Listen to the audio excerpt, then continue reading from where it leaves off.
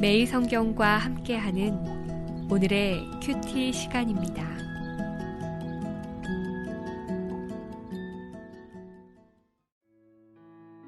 8월 13일 오늘의 말씀은 이사야 63장 15절에서 64장 12절입니다. 주여, 하늘에서 굽어 살피시며 주의 거룩하고 영화로운 처소에서 보옵소서. 주의 열성과 주의 능하신 행동이 이제 어디 있나이까? 주께서 베푸시던 간곡한 자비와 사랑이 내게 그쳤나이다. 주는 우리 아버지시라.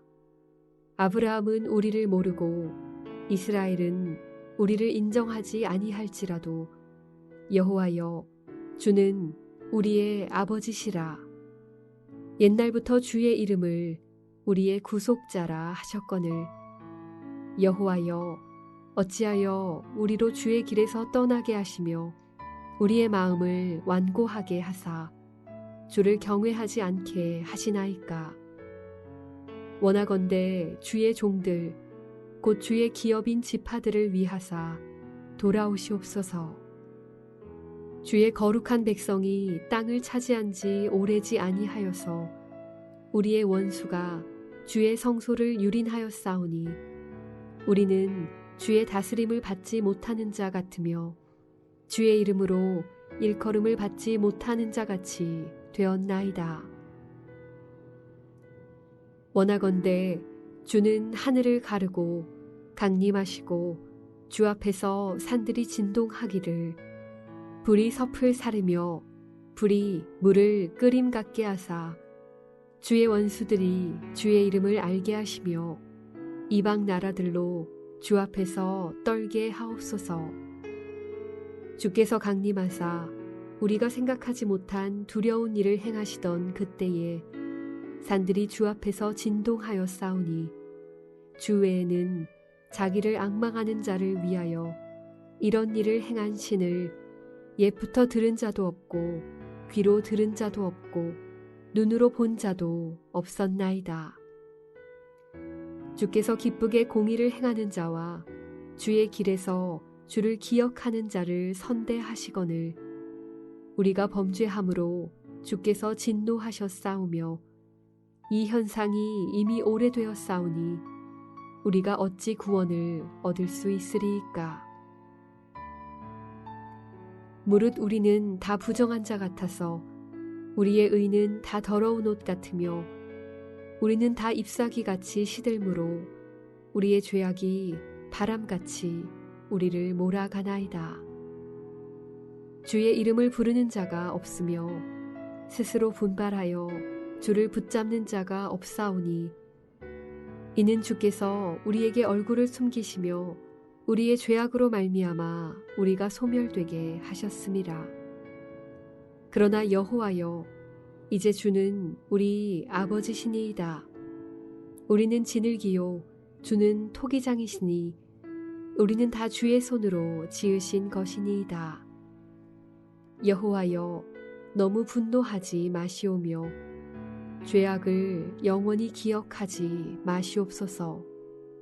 구하오니 보시옵소서, 보시옵소서. 우리는 다 주의 백성이니이다. 주의 거룩한 성읍들이 광야가 되었으며 시온이 광야가 되었으며 예루살렘이 황폐하였나이다. 우리 조상들이 주를 찬송하던 우리의 거룩하고 아름다운 성전이 불에 탔으며 우리가 즐거워하던 곳이 다 황폐하였나이다. 여호와여, 일이 이러하거늘 주께서 아직도 가만히 계시려 하시나이까? 주께서 아직도 잠잠하시고 우리에게 심한 괴로움을 받게 하시려나이까?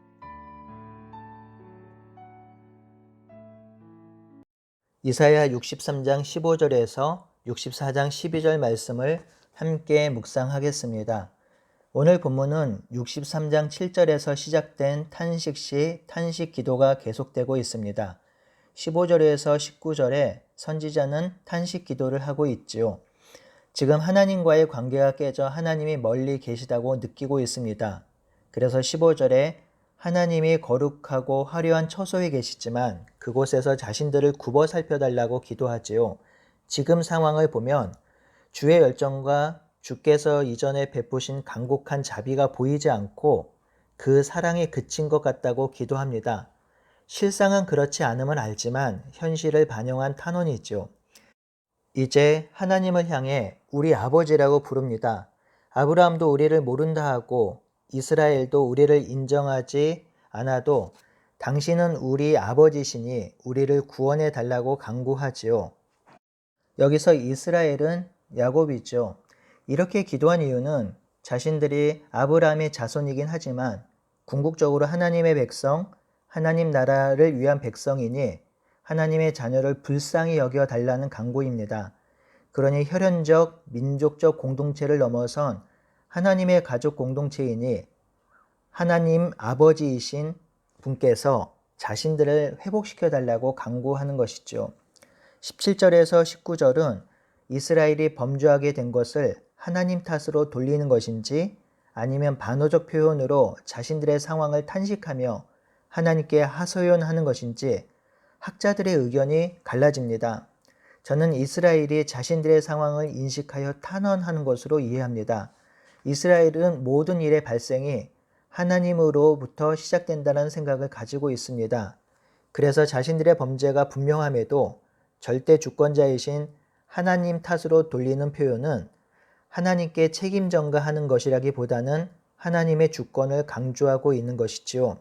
여기서 세 가지를 탄원하는데요. 첫 번째는 주님, 어찌하여 우리를 주님의 길에서 떠나게 하시며 우리의 마음을 굳어지게 하셔서 주님을 경외하지 않게 하십니까? 라고 합니다. 이는 자신들의 힘으로는 도저히 죄를 이길 수 없는데 하나님이 도와주시지 않으니 하나님이 죄를 짓게 하신 것과 같습니다. 라는 의미를 갖고 있지요. 두 번째는 주님의 거룩한 백성이 성소를 잠시 거주하였으나 지금은 원수들이 성소를 짓밟는다고 탄원합니다. 성소가 무너진 것은 그 성소의 주인이신 하나님이 무너진 것과 같은 의미이지요. 그러니 성소의 주인이신 하나님께서 다시 성소로 돌아오셔서 성소를 회복시키고 자신들도 회복시켜 달라는 뜻입니다. 세 번째, 자신들은 이제 하나님의 다스림을 받지 못하는 자가 되었다고 탄원합니다. 하나님과의 관계가 깨어진 것을 말하는 것이지요. 비록 자신들의 죄악으로 인해서 하나님과의 관계가 깨어졌지만 그래도 하나님께서 긍휼을 베풀어 주셔서 자신들과의 관계를 다시 회복시켜 달라고 탄원하고 있는 것입니다. 성도 여러분, 우리도 이와 같이 기도를 드릴 때가 있어요. 너무 힘이 들 때 원망 섞인 기도를 드리고 하나님께 책임 전가하는 느낌으로 기도할 때가 있죠. 하지만 그런 기도는 하나님의 능력과 권위를 무시하는 기도라기보다는 오히려 하나님은 전능하시니 우리의 상황을 살펴달라는 반어적 표현이겠죠. 너무 답답하고 힘드니까. 여러분, 너무 힘들고 어려운 상황에 놓여 있을 때 홀로 있지 마시고 때로는 원망스러운 상황이라 해도 혼자 있지 마시고 그분께 나와서 탄원하고 슬픔을 토로합시다. 결국 대안은 하나님밖에 없습니다. 이제 선지자와 백성은 64장 1절과 2절에서 하늘을 향해 기도합니다. 하나님이 하늘 처소에서 내려와 하늘을 가르고 이 땅에 내려오시길 간구합니다. 산들이 진동하고 불이 섭을 사르고 불이 물을 끄는 같이 내려오셔서 원수들이 주의 이름을 알게 해달라고 간구하지요. 내려오셔서 이방 나라들이 주 앞에 떨게 해달라고 합니다. 내려오셔서 하나님의 권위와 능력을 이 세상에 보여달라고 하는 것이죠. 그리고 나서 3절에서 5절 상반절까지 이전에 하나님께서 행하신 것들을 다시 한번 기억합니다. 이전에 하나님께서 강림하셨을 때에 이스라엘이 생각하지도 못한 두려운 일을 행하시던 그때 산들이 진동하였다고 하지요. 여기서 두려운 일은 놀라운 일이란 뜻입니다. 또한 주 외에는 자신들을 위해서 이러한 위대한 일을 행하신 신을 본 적이 없다고 하죠. 그 하나님이 자신을 선하게 대해 주셨음을 기도하고 고백하고 있습니다. 이제 5절 하반절부터 7절까지 백성들은 자신들의 죄악을 회개합니다. 이 기도는 정말 가슴이 아픈 기도입니다. 제가 기도를 조금 쉽게 낭독해 보겠습니다. 우리가 죄 지은 일은 너무 오래되어 주께서 진노하셨는데 우리가 어찌 구원을 얻을 수 있을까요? 우리는 모두 부정한 자이며 우리의 모든 은은 더러운 옷과 같습니다. 우리는 나뭇잎처럼 시들었고 우리의 죄악이 바람처럼 우리를 휘몰아갑니다. 우리 중 누구도 주의 이름을 부른 자가 없었고 스스로 주님을 굳게 의지하려는 사람도 없었습니다.